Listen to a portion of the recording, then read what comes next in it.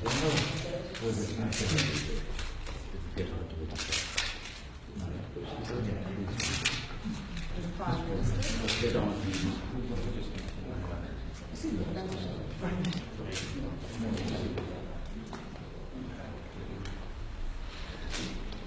President, let's come in here and bring up the chairs.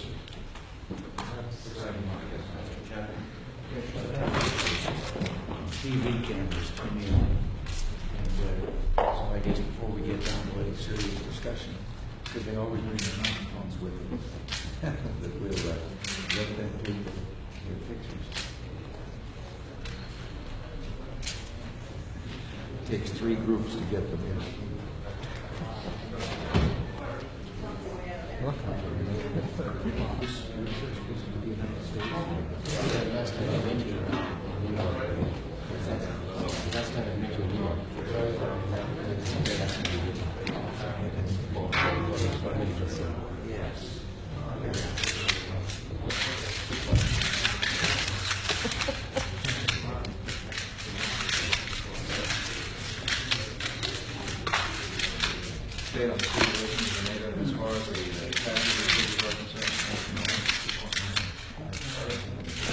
Do you know of no case? Do you know of no case?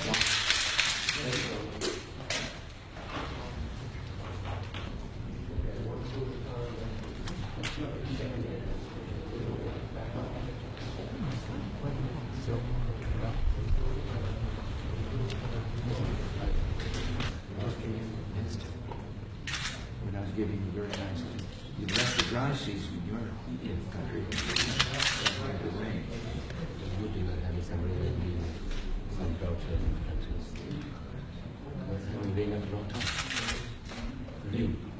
Your country. Oh, there are parts of it, yes. And we've had a strange one. We had some places that were statewide floods. Other areas that suffered.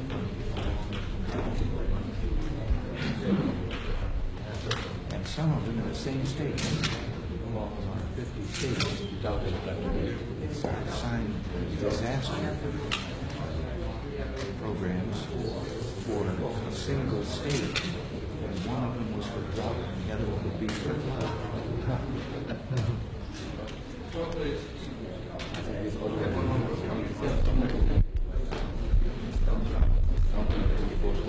flood. The southern portion is flat. It's similar. It's central.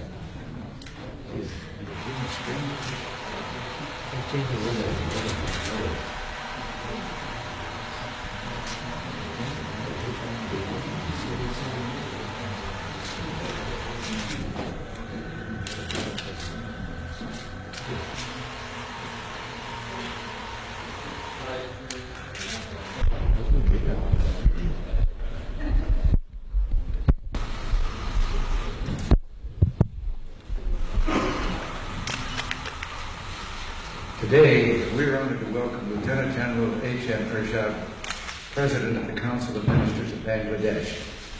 Over the past year and a half, General Ershad's government has taken steps to restore democratic institutions and economic growth to the people of Bangladesh. In our useful and cordial conversations today, the General and I have had an opportunity to discuss these admirable goals and other matters of concern to our two countries.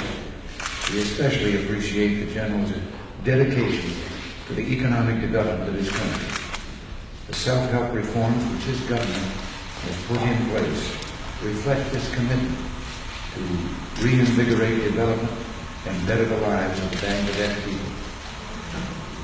General Ershad's government understands the vital role of private enterprise. Change is taking place to attract private investment to the opportunities available in that deserving country.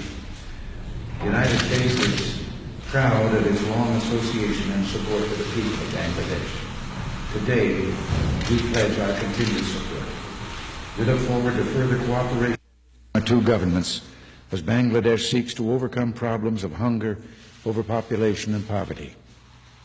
In the political realm, the General has now set in motion a process designed to build a broad base of popular support for economic and social development in his country. We endorse this goal, since we believe that long-term political stability can be achieved only through representative government. Lastly, the United States wishes to applaud Bangladesh, a member of the non-aligned movement, for its constructive approach to issues of regional and global concern. To cite only a few examples, Bangladesh clearly manifested its courage and resolve in its unswerving responses to aggression in Afghanistan and Kampuchea. It also took the lead in establishing the South Asian Regional Cooperation Organization, a body designed to build a more prosperous and stable region for the people of South Asia. Bangladesh's foreign policy has exhibited an activism, moderation, and force of moral conviction which has earned the respect of the world. General Ershad, we hope that the remainder of your visit to this country will be pleasant, and we're happy to have had you with us.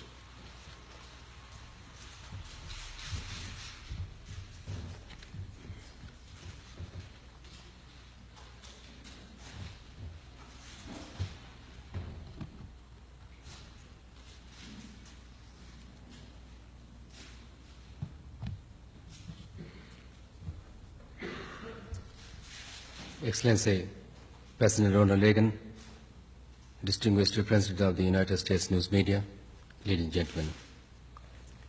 It is both a great privilege and pleasure for my wife and myself, and for the members of my delegation, to be in the United States of America. We are grateful to President Ronald Reagan for the thoughtful and cordial invitation which he has kindly extended to us to visit this great country. We bring with us the warm greetings and sincere good wishes of the people of Bangladesh. My meeting with the President was very satisfying, and I thank him for having received me despite his preoccupation at this critical moment. The comprehensive and productive exchange of views which we have just had in an unmistakable demonstration of our friendship.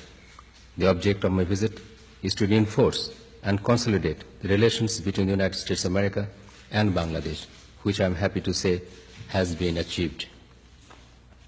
During our meeting, the President and I covered a wide range of subjects. It gives me great pleasure to say that we have had the opportunity of reaffirming our two countries' shared perceptions and close identity of interest in strengthening the process of peace, progress, and prosperity for mankind. I have apprised the President of the intensive development activity which my government has undertaken to improve the quality of life of our 95 million people, a large majority of whom live in rural Bangladesh.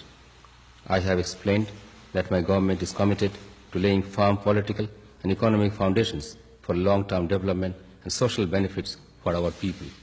We have already undertaken significant measures in the fields of population control, food production, rural unemployment, and energy production. This has involved the organization and decentralization of our administration, the streamlining of our judiciary, and extensive work aimed at reviewing colonial laws on the one hand and our outdated education system on the other. We hope, sir, that these basic inputs will substantially reinforce the base we must have for the restoration and maintenance of democratic values which are integral to our society. We are about to launch ourselves into local government elections this winter, followed by elections at progressively higher political echelons throughout 1984, leading to the elections to a parliament in March 1985. Over 40 million people will go to the polls, not merely to elect their representative, sir, but to lay the political and economic foundation for our future, to enable our people to live freely and to live with honor and dignity by the grace of God. The President and I have agreed to explore possible ways and means towards further strengthening the close bonds of friendship and cooperation between our two countries. Indeed, I am most grateful to you, sir, for the deep and abiding interest you have personally shown in the welfare and progress of our people, and for the moral support and economic assistance which have been extended to us.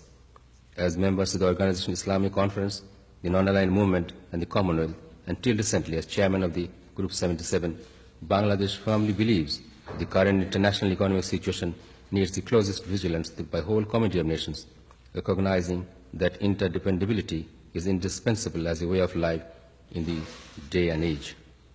The role of the United States is a crucial and critical one in this regard.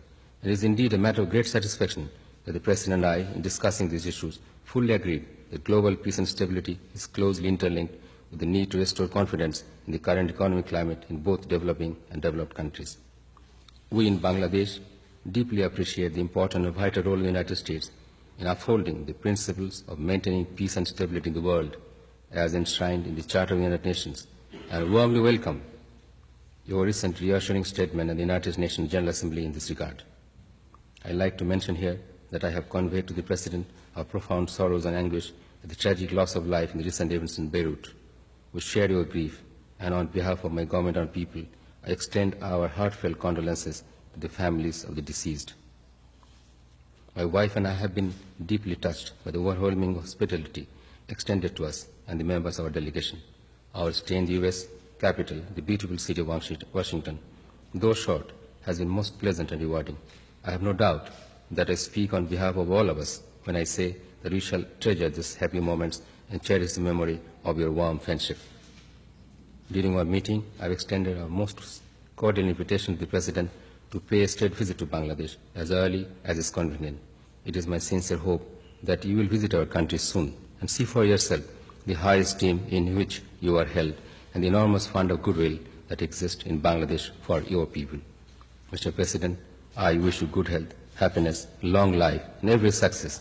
And I thank you, ladies and gentlemen, all the media, for your time and patience. Thank you.